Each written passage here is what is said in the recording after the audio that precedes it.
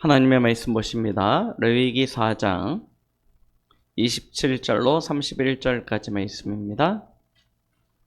레위기 4장 27절로 31절까지 말씀 보시겠습니다.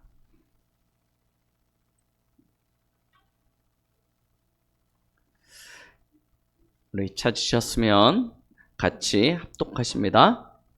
만일 평민의 한 사람이 여호와의 계명 중 하나라도 부지 중에 범하여 허물이 있었는데 그가 범한 죄를 누가 그에게 깨우쳐 주면 그는 흠없는 암염소를 끌고 와서 그 범한 죄로 말미암아 그것을 예물로 삼아 그 속죄 제물의 머리에 안수하고 그 제물을 번제물을 잡는 곳에서 잡을 것이요 제사장은 손가락으로 그 피를 찍어 번제단 뿔들에 바르고 그 피 전부를 제단 밑에 쏟고 그 모든 기름을 화목제물의 기름을 떼어낸 것 같이 떼어난 제단 위에서 불살라 여호와께 향기롭게 할지니 제사장이 그를 위하여 속죄한즉 그가 사함을 받으리라.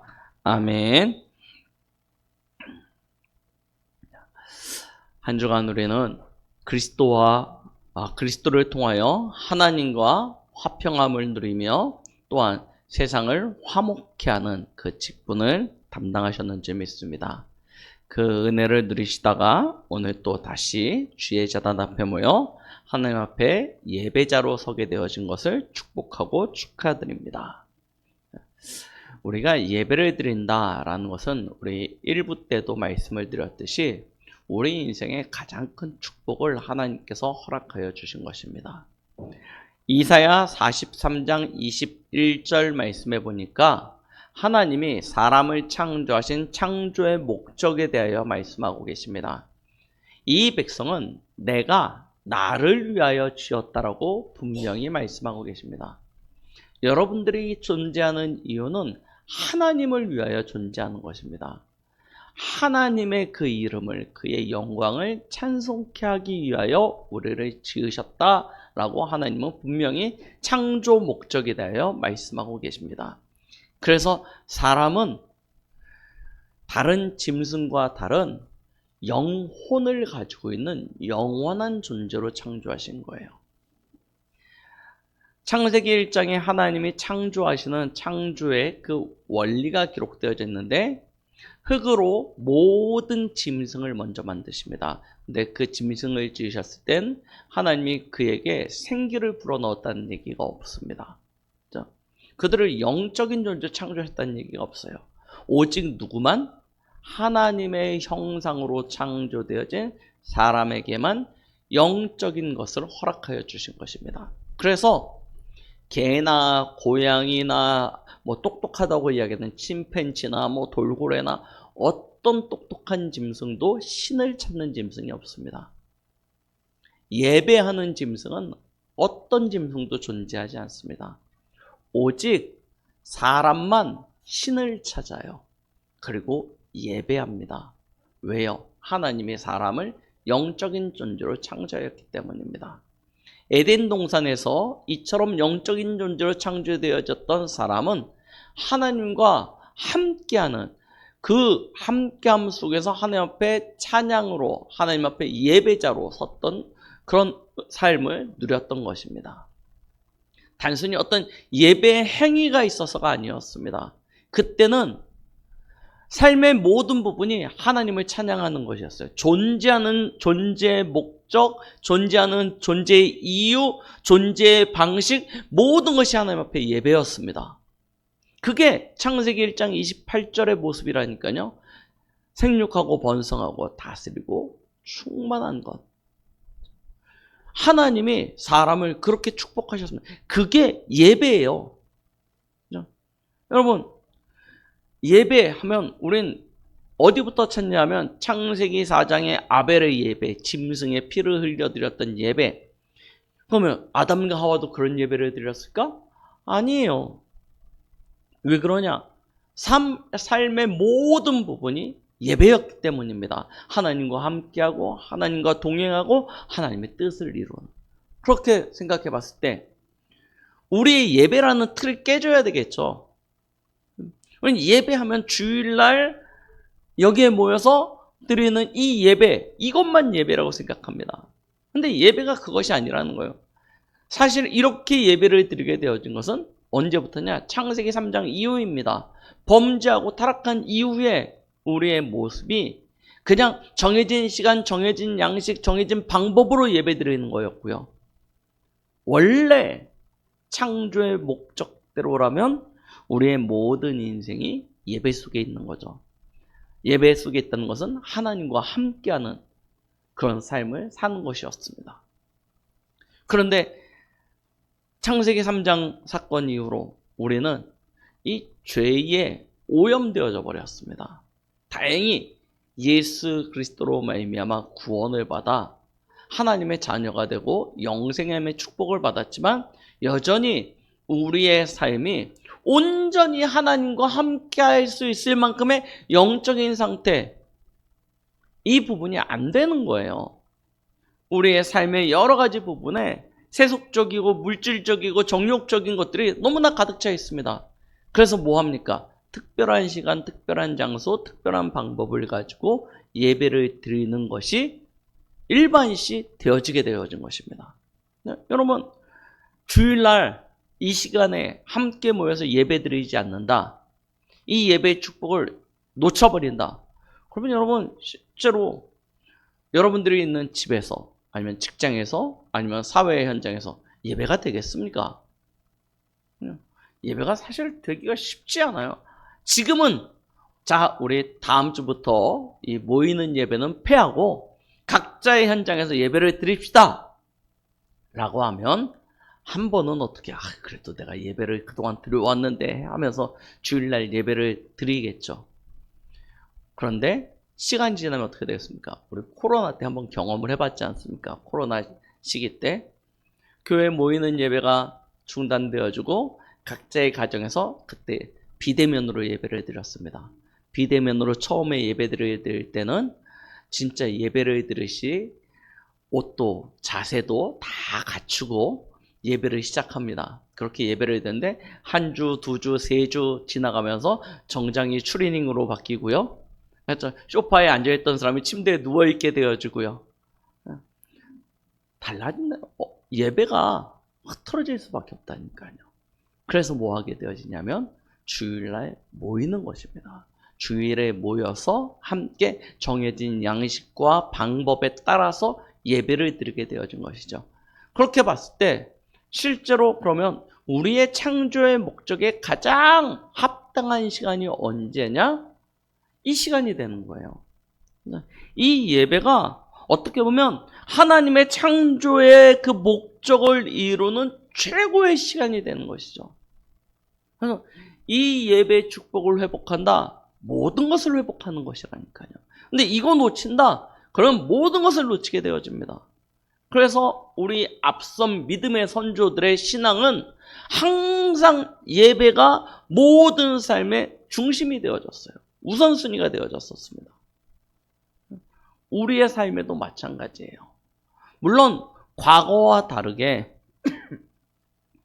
삶이 또 사회가 매우 복잡해지고 다양해졌습니다. 또 꼭 교회에 모여서만 예배를 드릴 수 있는 것이 아니고 아까도 우리가 확인했듯이 뭐 여러 가지 비대면의 방식으로도 예배를 드릴 수 있는 방법들이 많아졌습니다. 과거와는 다르게요.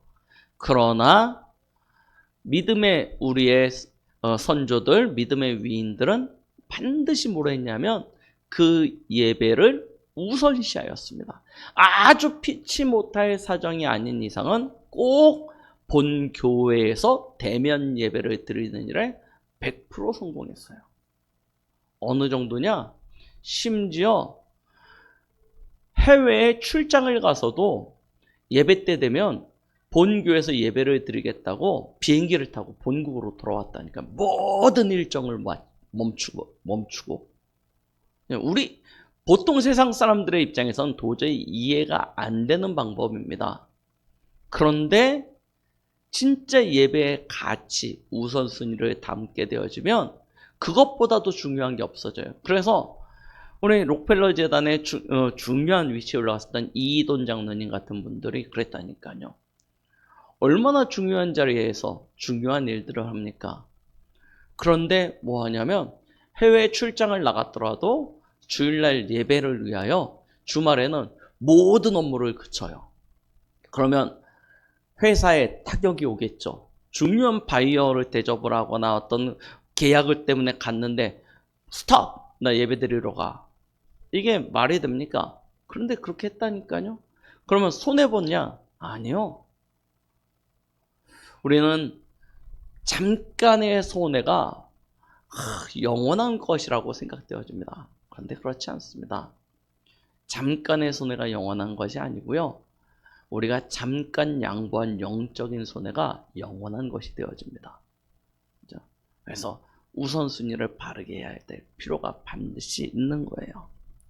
예배, 가장 우리에게 중요한 시간이라는 사실을 다시 한번 확인하시기 바랍니다. 자, 근데 이렇게 예배를 드리려면 반드시 해결되어야 되는 것이 있다고 그랬죠. 그게 뭐냐면 죄 문제입니다. 이 죄 문제가 해결되어지지 아니하면 하나님 앞에 나아갈 수가 없어요. 그래서 구약 시대에는 피를 흘려서 속죄함을 받았습니다. 자, 그렇게 속죄함을 받는 여러 가지 예배의 양식을 우리가 지금 확인을 하고 있습니다. 그 예배의 양식들 속에서 우리는 예수 그리스도의 그 구원에 대한 감사를 회복하고 누리게 되는 것이죠. 첫 번째, 번제를 우리가 보았습니다. 번제, 일상적인 예배입니다. 어떻게 보면 우리가 지금 이야기하는 공예배라고 하는 것이 맞을 것입니다. 공예배를 드릴 때 뭐 하냐면 번제, 희생 제물을 하나님 앞에 드리고 나아갔던 것들을 확인할 수 있습니다. 두 번째, 무엇을 드렸습니까? 소제를 드렸습니다. 소제는 무엇입니까?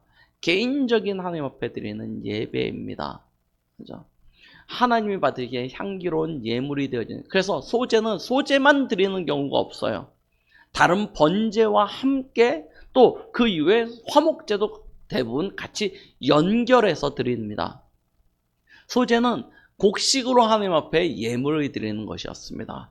완전히 불태워서 그 향기로 하나님 앞에 영광을 돌리는 그런 예배였죠. 자, 그렇게 우리의 모든 것을 불태워 우리의 주인 되신 하나님 앞에 향기가 되어지는 예배, 우리가 그 예배를 회복하자라고 말씀을 드렸었습니다. 자, 그리고 우리 지난주에는 화목제였습니다. 화목제는 무엇입니까? 감사제, 서원제, 자원제라 말씀드렸습니다. 내게 주신 하나님의 은혜와 응답이 너무 감사해요. 하나님께 내가 무언가를 서원했는데 하나님께서 그 서원한 바를 내게 이룰 수 있도록 도우셨어요. 이 모든 것들, 또 한 주간을 지내고 나서 보니까 모든 것이 하나님의 은혜이구나 라는 마음이 드는 거예요. 그래서 감사함으로 드리는 제사, 이게 화목제였습니다. 하나님과 화목함을 누릴 수 있는 방법이었죠. 그렇게 화목제에 대한 이야기를 우리가 지난주까지 나누었습니다. 자, 그러면 이제 남은 두 가지 제사가 있습니다. 속죄제와 속건제입니다. 둘 다 죄에 대한 제사입니다. 누가 죄를 지었냐? 개인이 죄를 지었을 때 하나님 앞에 나아가는 제사예요. 그래서 정해진 시간이 없습니다. 정해진 날짜, 정해진 어떤 그런 게 없고요. 내가 죄를 지었구나 라고 깨닫는 그 순간 가서 드리는 제사예요. 그러면 도대체 무슨 차이가 있냐? 속죄제는 하나님께 대한 제사입니다. 하나님과의 관계 속에서 내가 하나님의 말씀을 바르게 행하지 못하였구나, 하나님 앞에서 내가 그릇되이 행하였구나 라고 깨닫는 순간 드리는 제사가 속죄제입니다. 그럼 속건제는 무엇이냐면 사람 간의 관계 속에서 죄를 행하였을 때 그 죄를 가지고 드리는 제사가 속건제입니다. 자, 그러면 죄를 지었으니까 당연히 죄사함을 받아야 되겠죠. 죄사함을 받기 위하여 속죄제를 드리는데요.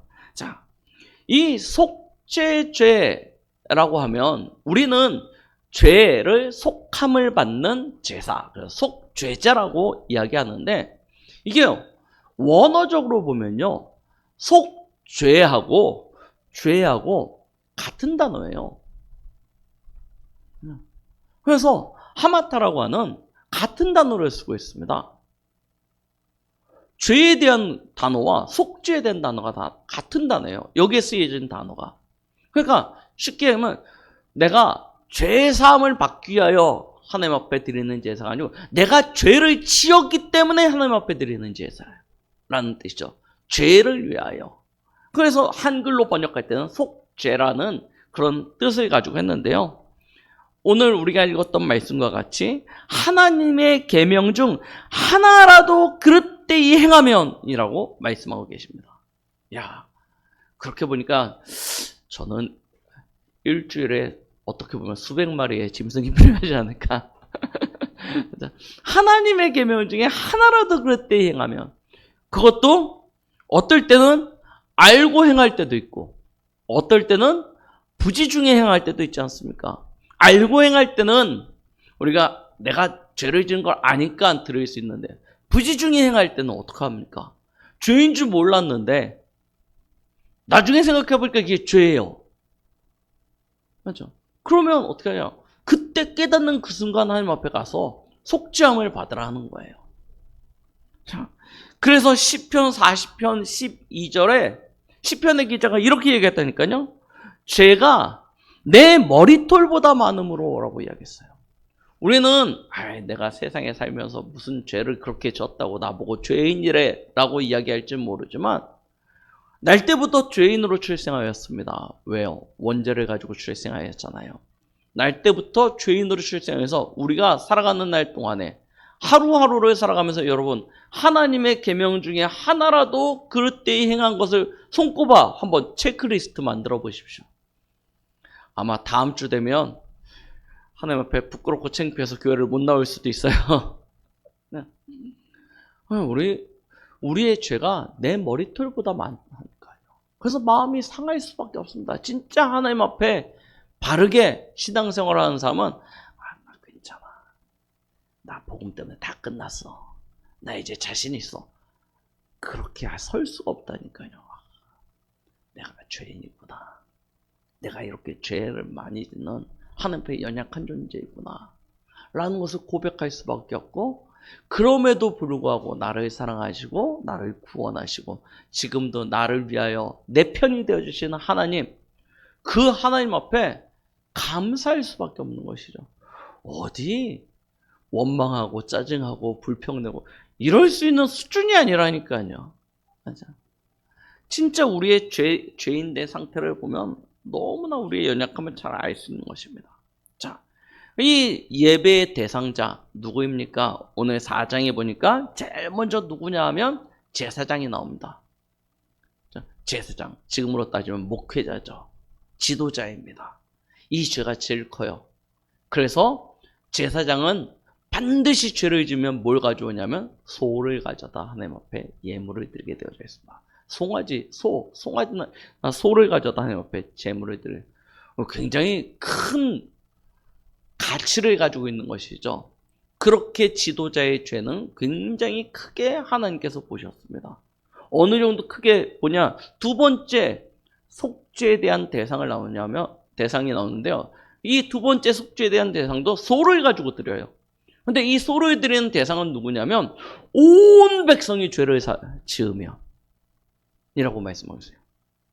온 백성이 죄를 지으면 소 가지고 제사를 지내래요. 그런데 제사장은 너 죄 지었어? 그럼 소 가지고 드려 라고 이야기해요. 지도자의 위치, 얼마나 중요한지를 하나님께서 먼저 말씀해 주시는 거예요. 그렇게 제사장이 하나님 앞에 드립니다. 그리고 난 이후에 온 회중, 온 백성이 죄를 지었을 때도 소를 가지고 드리게 되어집니다. 그리고 난 다음입니다. 누구냐? 족장이 죄를 지으면, 족장, 12부족이, 12지파가 있지 않습니까? 그 지파의 족장이 죄를 지으면 어떻게 하냐 하면 순염소를 가지고 하나님 앞에 제사를 지내게 되어집니다. 그리고 오늘 평민이 죄를 지으면 암염소나 어린 양을 가져다가 하나님 앞에 제사를 지내게 되는데 역시 그것도 암컷으로 드리게 되어집니다. 자, 그리고 난 이후입니다. 양이나 염소를 가지고 제사를 지낼 수 없는 그런 경제적 수준을 가지는 사람들이 있습니다. 그런 사람들에게는 하나님께서 어떻게 하냐면 집비둘기나 산비둘기의 새끼를 가져다가 비둘기의 새끼를 가져다 하나님 앞에 제사를 지내게 합니다. 피 흘림의 제사죠. 그렇게 제사를 지냅니다. 그런데 그마저도 안 되는 사람들이 있어요. 그러면 어떻게 하냐면 고운 가루 10분의 1을 가져다가 10분의 1 에바를 가져다가 속죄제로 하나님 앞에 드리게 하나님께서 하시기도 하셨습니다. 자, 무슨 얘기냐? 모든 사람이에요. 내가 상황이 여의치 않아서 경제적 여력이 없어서 나 이번에는 어쩔 수 없어 그냥 이번 넘어가고 다음에 해야지. 하나님께 그걸 인정치 않으신다는 거예요. 모든 사람, 가난한 자나 부유한 자나 권세자나 아니면 권세가 없는 사람이나 모두입니다. 모두가 죄를 지으면 하나님 앞에 나아가서 속죄 예물을 드려 죄 사함을 받도록 하나님께서 하신 것이죠. 그래서 성경은 말씀하고 계시는 거예요. 심지어 누구? 제사장의 죄가 제일 크다니까요. 나는 제사장인데 이 정도야. 이걸 하나님께서 허락치 않으신다는 거예요. 모든 사람이 죄를 범하였습니다.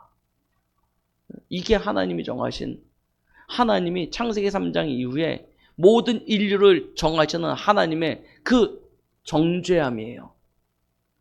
그러니 모두가 다 그 죄의 속함을 받아야 되죠. 어떤 죄입니까? 창세기 3장 1절 6절 하나님 떠난 죄. 이 죄입니다. 이 죄로 말미암아 사람은 오염이 되어져 가지고요. 16절로 20절에 보니까 저주와 재앙에 빠졌습니다. 그 결과 사망이 왕노릇하게 되었죠. 요한복음 8장 44절 너희 야비 마귀에게 속하여진 것입니다. 이 죄는요 모두가 가진 죄이기 때문에 사실 모두가 다 그 죄에 대한 사함을 받아야 되는 것이죠. 그래서 속죄에 대해서는 굉장히 사실은 구체적으로 이야기하고 계십니다. 우리 다음 주에는 이 속죄의 죄의 하나님께서 정해주신 규칙 가운데 가장 중요한 대속죄를 가지고 함께 우리가 또 보게 될 텐데요. 속건제 이전에 먼저 속죄를 좀 확인을 하려고 합니다. 자, 속죄. 그럼 그 속죄에 대한 방법이 무엇이었습니까? 짐승을 끌고 옵니다. 내가 죄를 지었어요. 죄를 지었다고 느껴지는 그 순간 하나님 앞에 짐승을 가져오는데 모든 그게 소가 됐든 양이 됐든 염소가 됐든 새가 됐든 상관없습니다. 모든 짐승을 끌고 올 때는 어떤 짐승을 가져와야 돼요? 자기가 가지고 있는 짐승 중에 흠 없는 것을 가지고 옵니다. 그런데 모두가 다 짐승을 키우지는 않잖아요. 그러니까 짐승을 사서 대신 가지고 올 때도 흠 없는 짐승을 가지고 와야 됩니다. 흠이 없다라는 건 무슨 얘기인지 아시죠? 어디가 상하였거나 다쳤다거나 병이 들었거나 부러졌거나 그런 상태는 안 된다는 것입니다. 정결한 짐승입니다. 하나님 앞에 그와 같은 짐승. 왜? 죄의 사함을 받기 위함입니다. 그래서 흠이 있는 짐승은 절대 안 되는 거예요. 흠 없는 짐승으로 하나님 앞에 드립니다. 그래서 성전 회막문 앞에 가져와서 거기서 먼저 제사장이 이 짐승의 머리에 안수합니다. 이 사람의 죄가 이 짐승에게 전가되어지는 과정을 걸치는 것이죠. 그리고 난 다음에 짐승을 잡습니다. 짐승을 잡아요. 짐승을 잡고 제일 먼저 뭐하냐면 피를 뺍니다. 그 피를 가져다가 제사장과 온 그 백성의 죄를 할 때는 뭐하냐면 이 피를 가지고 성전 안으로, 성막 안으로 가지고 들어가서요. 그 휘장에다가 7번 손가락으로 찍어서 뿌립니다. 7이라는 숫자는 성경에서 완전한 숫자를 의미합니다. 무슨 이야기입니까? 너의 죄가 완전히 속함을 받는다는 거예요. 하나님께서 다시는 너의 죄를 기억지 아니하시겠다는 것을 이야기하는 것입니다. 그리고 제단 4뿔에 그 피를 바릅니다. 그 제단의 뿔에는 유다 족속의 죄가 기록되어져 있습니다. 그 죄가 그리스도의 피, 이 양의 짐승의 피로 말미암아 정결하게 되어진다는 것을 상징하죠. 그리고 난 다음에 제단 아래다가 그 피를 다 쏟아 붓습니다. 다 쏟아요. 뭡니까? 온전히 하나님 앞에 생명을 드린다는 거예요. 너 죽었다는 것을 이야기하는 것입니다. 그리고 난 다음에 뭐 하냐? 우리 지난 화목제와 같이 배를 가르고 내장을 꺼냅니다. 모든 기름과 함께 꺼내서 이것을 하나님 앞에 번제물로 드립니다. 그렇죠? 그 안에 그 사람이 죄로 말미암아 받아야 될 모든 죄의 짐, 고통 이것들을요 다 짊어진 것을 상징하는 것이죠. 그렇게 번제물로 다 드려요. 그리고 난 다음입니다. 번제는 가죽은 제사장의 목이었어요. 우리 지난주에 화목제는 이 갈비살과 뒷다리 하나는 제사장의 몫이었고 나머지 고기는 함께 나누었죠. 근데 속죄는 그렇잖아요. 사람들과 나눌 수가 없습니다. 왜요? 하나님 앞에 다 드려야 돼요. 그래서 어떻게 하냐면 진영 밖으로 가져갑니다. 진영 밖에 정결한 곳에서 거기서요 완전히 불태웁니다. 하나도 남기지 않고 싹 불태워서요 하나님 앞에 다 드려요. 자, 여기에 중요한 그리스도의 어떤 사역의 의미가 담겨져 있다니까요. 자, 속죄 제물 제일 먼저 어떤 짐승이라고요? 흠 없는 짐승. 예수 그리스도는 흠이 없으신 분이십니다. 왜 그렇습니까? 그는 아담의 후손으로 오신 분이 아닙니다. 아담의 후손으로 온 모든 사람은 이 땅의 출생시부터 죄인으로 출생하여서 이 죄의 문제를 대속할 수 있는 그 권한이 없어지는 거예요. 이미 힘을 가지고 있는 것입니다. 하나님 앞에 드려진다 하더라도 하나님이 기뻐 받으시지 않으세요. 이스라엘 백성들이 나중에 성전이 건축되어지고 그 시간이 지나면서 변질되어지죠. 아니 빨리 예루살렘에서 멀리 떨어진 사람이 제사를 지내러 오는데 짐승을 자기 집에서 흠없는 짐승을 끌고 예루살렘까지 와서 제사를 지내려고 해요. 얼마나 고달픕니까? 얼마나 힘듭니까? 그러니까 이 잔머리를 쓰기 시작했어요. 예루살렘 성전 가까이에 이 짐승들을 사고 파는 장터가 만들어집니다. 거기서 짐승을 사다가 하나님 앞에 제사를 드리기 시작하게 된 거예요. 그런데 이게요, 말씀드렸잖아요. 속죄 언제 한다고요? 죄를 깨달으면 그때 가서 제사를 지내야 돼요. 그러니 속죄 이 짐승이 얼마나 많이 필요하겠습니까? 희생제물이 얼마나 많이 필요하겠습니까? 그렇죠? 이게 뭐가 돼요? 돈이 돼요. 돈이 되니까 누가 여기에 손을 대기 시작하냐면 제사장의 무리들과 레위 지파가 여기에 손을 대기 시작합니다. 아니 성전에서 드려지는 예물을 왜 장사꾼인 니네들이 하냐는 거예요. 그렇게 하면 거룩한 예물이 되어질 수 없으니 교회에서 직접 관리하겠다 이렇게 된 거예요. 그래서 하나님이 성전을 지을 때 뜰을 만들었거든요. 이방인들이 와서 예배를 드릴 수 있는 공간이 있었습니다. 아이들이 와서 예배를 드릴 수 있는 공간, 그리고 백성들이 하나님 앞에 뭔가 간구하고 구할 때 기도할 수 있는 공간이 필요하잖아요. 그런 뜰이 있었어요. 그 뜰에다가 뭘 만들게 되면 장터를 만들었습니다. 거기서 짐승을 사고 팔아요. 근데 짐승을 관리를 잘해야 되는데, 그죠? 제사장들이 거기에 대한 전문가가 아니잖아요, 레위인들이. 그러니까 그 작은 데다가 짐승들을 많이 넣고 막 관리를 하다 보니까 어떻게 됩니까? 짐승이 흠이 생길 수밖에 없는 거예요. 병에 걸릴 수밖에 없고 상할 수밖에 없죠. 그런데 이것들을 다 도축해서 그냥 갖다 내다 버리려고 하니까 아깝잖아요. 그래서 어떻게 합니까? 이 정도는 괜찮아 해버린 거예요, 이제. 자기네들이 그냥 왜? 자기네들이 제사를 집례를 하니까 딱 보고, 이거는 괜찮은 거야 해버린 겁니다, 그냥. 이 정도는 괜찮아 하고요. 인정. 그렇게 하나님 앞에 제사를 지내기 시작했어요. 백성들 입장에서는 편하죠. 돈 주고 그냥 사가지고 그냥 들어가면 되는데 뭐 이게 흠이 있냐 없냐 할 것도 없어요. 제사장이 괜찮다고 도장 꽝 찍어놨기 때문에 그냥 무조건 아무거나 주는 대로 가지고 들어가면 돼요. 얼마나 편합니까? 제사장들 입장에서는 돈이 되잖아요. 부정축제죠, 사실은. 돈이 되니까 얼마나 좋습니까?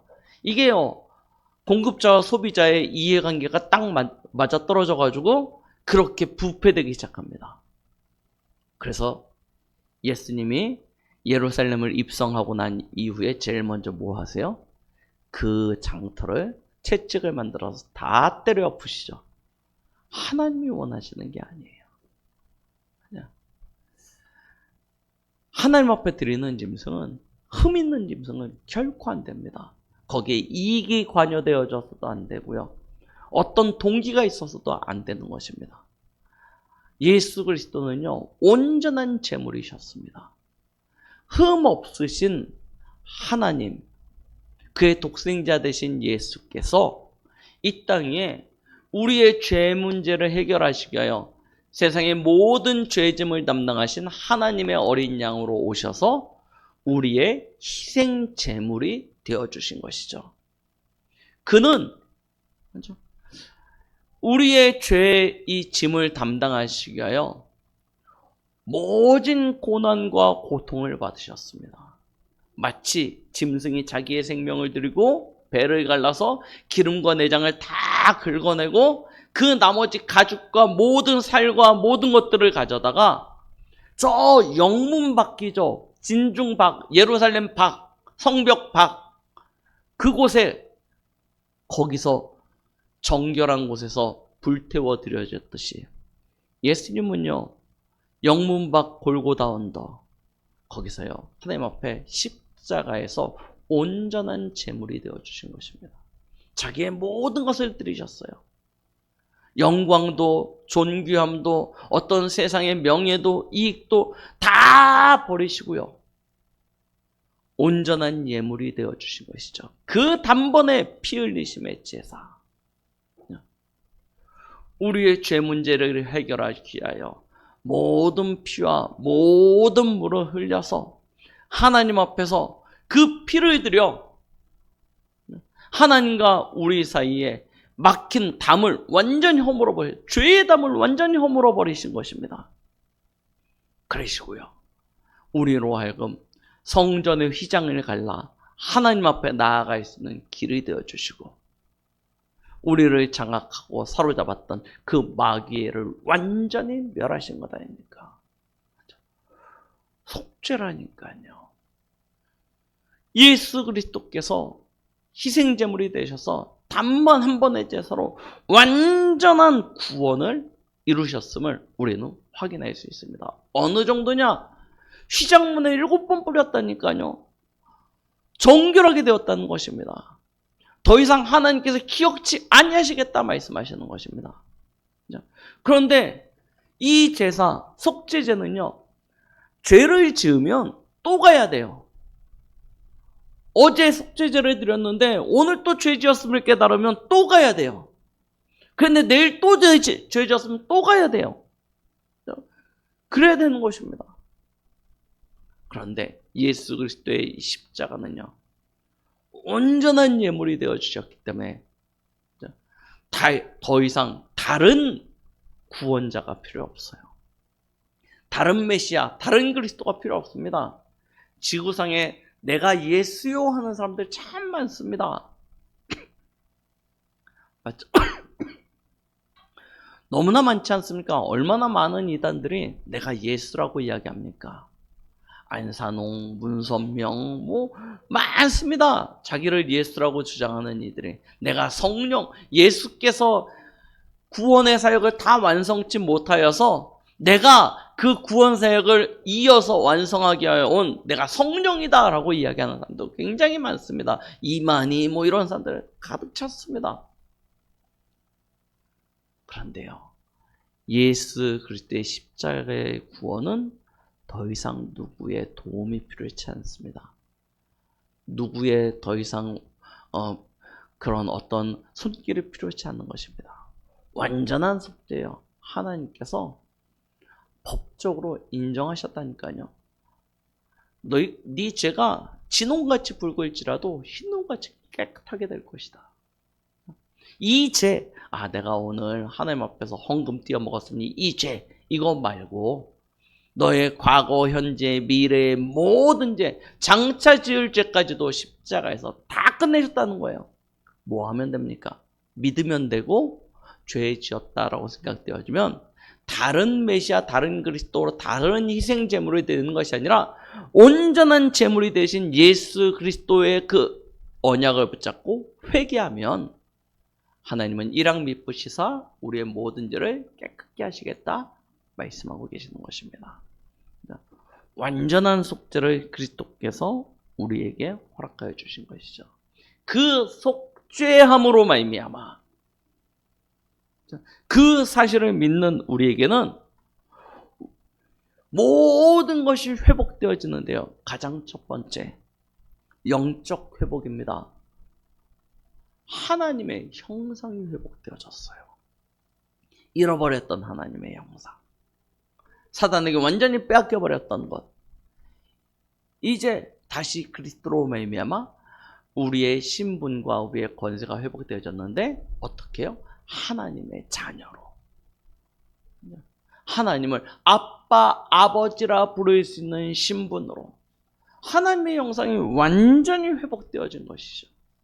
하나님의 형상이 회복되어지니까 육적으로 회복되어지는 것이 있습니다. 그것이 무엇입니까? 하나님의 축복을 회복하게 되어지는 것입니다. 여러분, 진짜 예수 그리스도 믿는다? 그러면 모든 문제 끝이신 줄 믿으시기 바랍니다. 우리가 늘 찬양으로 고백하듯이 그가 우리의 주인 되시고 그가 우리를 위하시고 그가 우리의 도움이 되시고 그가 우리의 피난처가 되어 주십니다. 그 안에서 다 끝나는 거예요. 그가 우리를 지키시고 그가 우리를 보호하시고 그가 우리의 모든 삶을 완전히 책임져 주실 것입니다. 끝났다니까요. 그죠? 성삼위 하나님이 우리의 아버지 되십니다. 그의 나라가 우리의 배경이 되어줍니다. 무엇이 문제가 되겠습니까? 진짜 약속한 대로 이제는 창세기 1장 27절 하나님의 형상 회복되어지니까 28절 땅에서 누려야 될 모든 것들이 회복되어지는 것입니다.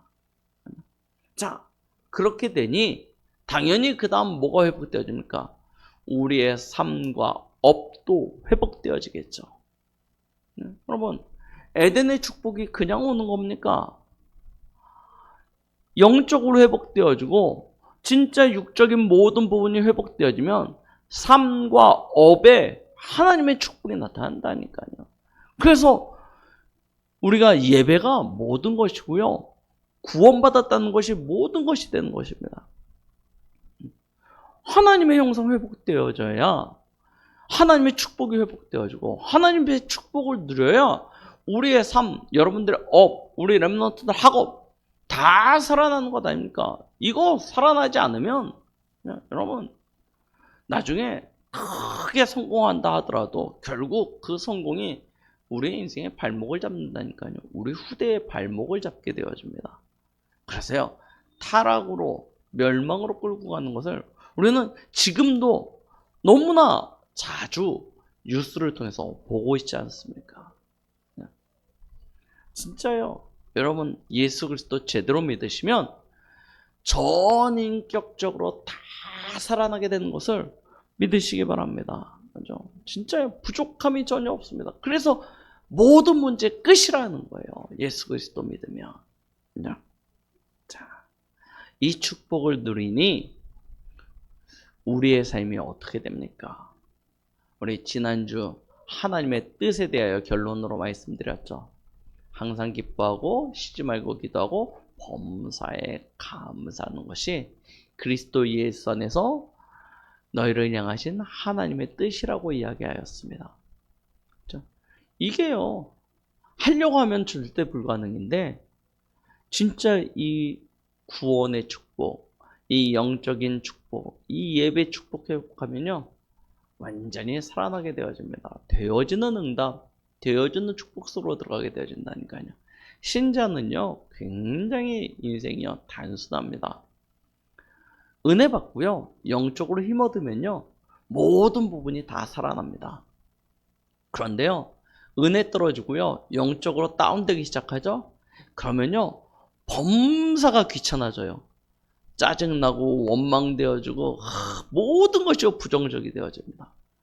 그래서 저희는요 이 나를 살리는 이 축복을 완전히 누리셔야 돼요. 어떻게 해요? 진짜 그리스도의 속죄의 축복을요 오늘도 붙잡으시기 바랍니다. 그죠? 여러분 부지중에 죄를 지었다 생각하십니까? 혹시 알고도 여러 가지 이유와 환경과 상황 때문에 그 핑계를 대고 또 죄를 짓는 경우도 있습니까? 그때마다 뭐 하면 되냐면 그리스도 붙잡으시기 바랍니다. 그리고 그 그리스도를 의지하여 하나님 앞에 나가 회개하십시오. 죄 사함의 확신이 올 때까지 회개하세요. 그리고 난 다음에 뭐 하시면 됩니까? 다시는 그 길로 돌아가지 마십시오. 이렇게 나의 속죄함에 대한 축복을 회복하게 되어지면 그 다음에 영적으로 완전히 살릴 수 있는 그런 응답 속으로 들어갈 수 있습니다. 그게 예배의 비밀이에요. 예배 축복 회복하면 내 전 인격적인 부분이 다 살아나게 되어집니다. 그렇게 나를 살리는 삶을 사는 거예요. 이걸 만약에 여러분들이 주일날 예배뿐만 아니라 평상시의 삶에서 계속 누릴 수 있다. 그러면요 여러분들의 삶은요 굉장히 힘이 있어질 겁니다. 여유가 생길 겁니다. 남들이 가지지 못하는 큰 비밀을 가지고 있기 때문에 다른 사람에게 답을 줄 수 있고 살리는 그런 축복을 누릴 수 있게 되어질 것입니다. 한 주간 여러분들이 속죄에 참된 제물 되어주신 예수 그리스도를 의지하여 여러분들의 모든 삶이 다시 소생케 되어지는 그런 은혜를 누리시길 예수 그리스도의 이름으로 축복드리겠습니다. 기도하십니다. 하나님 아버지 감사드립니다. 오늘 이 시간 예배를 드린 우리 모든 성도들, 우리의 완전한 희생 제물이 되어진 예수 그리스도로 말미암아 속죄함을 받은 그 구원에 대한 감사와 감격으로 날마다 하나님의 은혜 보좌 앞에 나아가 예배자로 성공하며 우리의 전 인격적인 모든 부분이 다 살아나 하나님을 누리고 하나님을 증거하는 참된 제자의 축복 누리도록 역사하여 주시옵소서. 예수 그리스도 이름으로 기도드렸습니다. 아멘.